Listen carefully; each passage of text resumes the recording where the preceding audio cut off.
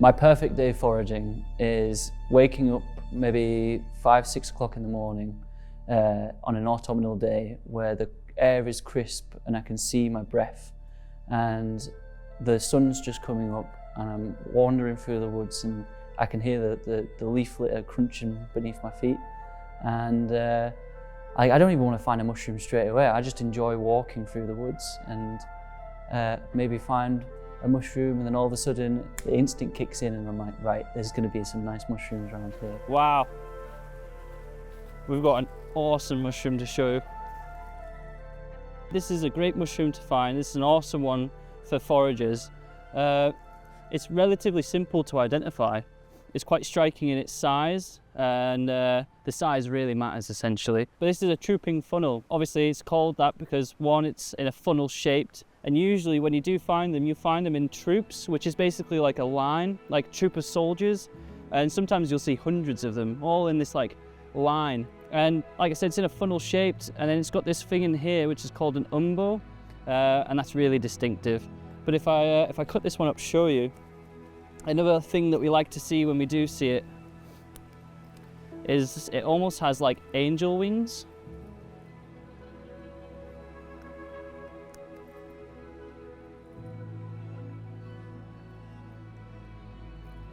And there we are. They almost have like these angel's wings. And that's another distinct characteristic.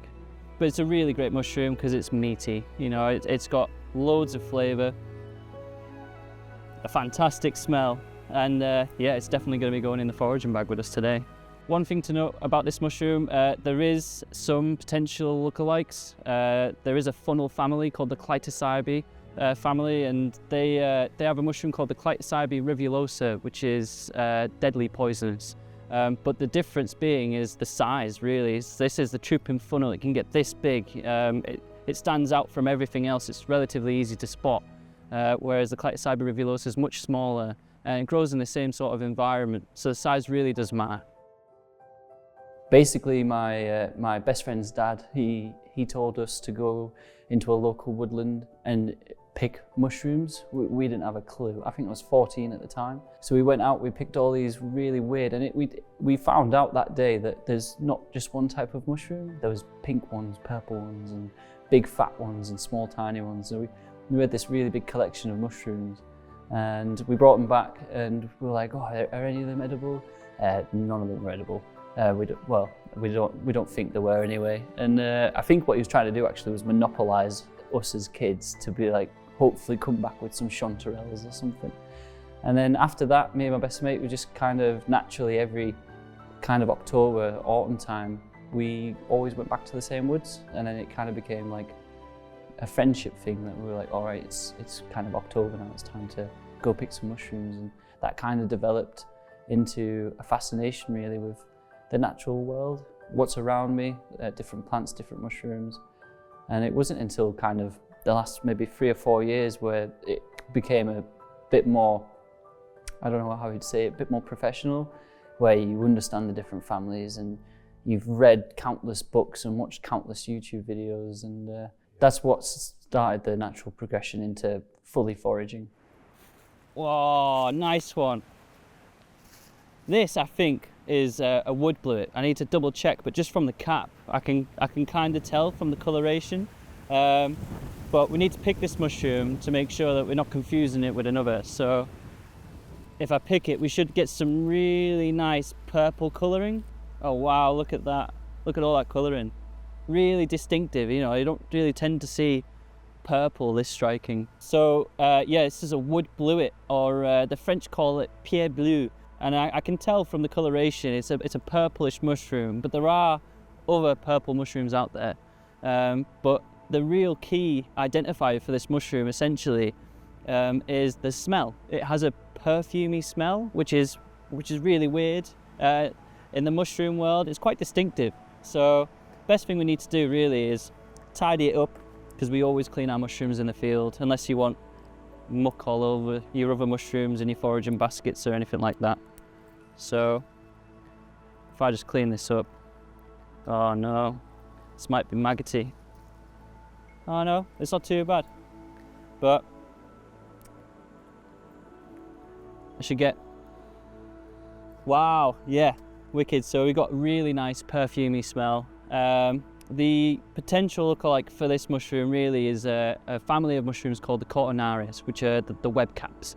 And there are, I think there's about 12 purple web cap mushrooms. Now web caps are notorious because I think there's over 400 types in the UK that we get, and that makes it incredibly difficult to ID all of them, especially in the field, and they look relatively similar. But there's about 12 purple ones, but really with the Cortinarius, one, they don't smell like perfume, so that's a really big giveaway. And number two, they're called the web caps because when the cap is closed up and it starts to open away from the stem, you have this web-like structure, almost like cotton. And what happens is that as it opens up even further, it tends to disappear. But what it does do is it sticks to the stem. And on the stem, there'll be like a brown little line around the stem, which is the spores which have dropped from the gills are brown. All Cortinarius spores are brown. So you can tend to see a brown band around the stem, but I know this is a wood blewit. One, it's got a kind of off-coloured purple cap, and if you look underneath, it's got this fantastic lilac, almost like Parma violet kind of colour to it, and it has that wicked perfumey smell. They're a strange flavour. Some people really like them, some people really don't. They're a bit like Marmite, so we're gonna definitely eat this one up because I love them, so we'll definitely put this in the bag. But yeah, really easy to identify. They grow in leaf litter. This is the perfect kind of place to find them, all this leaf litter that's growing on the ground. There's 3 types we get in the UK. This is the wood blewit. We get a field blewit, which is similar but grows more so in the grass. And then we have the sordid blewit, which is, again, they're all purple mushrooms. The sordid blewit is like this, but with a lesser stem, looks a bit skinnier and a little bit lankier, basically. But yeah, perfect find. One thing you do need to know about with the wood blewits and the web caps is if you do mistake a wood blewit for a purple web cap, they are edible. They taste horrible, so it's not the end of the world if you do make this mistake, but really you want to know the difference between a web cap mushroom and a wood blewit, just because there are some very dangerous web caps out there. So, but again, key identifier, it has that lovely perfumey smell. Being quite a young forager isn't a normal thing, I don't think. All the foragers you tend to see, they're all really well into their years, is probably the nicest way to put it. So being a young forager, I actually count myself quite lucky because being with Wild Food UK, they've kind of enabled me to learn so much in such a short period of time, whereas everybody else, if you're doing this on your own just through books and the occasional foraging course, it does take time.